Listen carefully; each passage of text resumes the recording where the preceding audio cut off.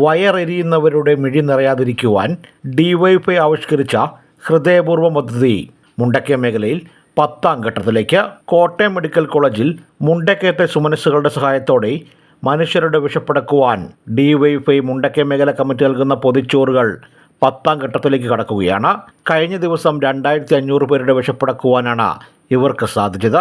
ഹൃദയപൂർവ്വം പദ്ധതി ഔപചാരികമായി ഫ്ലാഗ് ഓഫ് ചെയ്ത CPM ജില്ലാ കമ്മിറ്റി അംഗം തങ്കമ്മ ജോർജ് കുട്ടി നിർവഹിച്ചു. യോഗത്തിൽ ഡിവൈഎഫ്ഐ സംസ്ഥാന കമ്മിറ്റി അംഗം Archana Sadasivan, CPM local secretary MG Raju, PK Pradeep Somarajan, DYFI മേഖലാ സെക്രട്ടറി രജീന്ദ്രൻ, മേഖലാ പ്രസിഡന്റ് ഹരിലാൽ, മേഖലാ treasurer Prince, joint secretary Jithin, Silson മേഖലാ കമ്മിറ്റി അംഗങ്ങൾ തുടങ്ങിയവർ പദ്ധതിയിൽ പങ്കാളികളായിരുന്നു. Team reporters Mundakayam.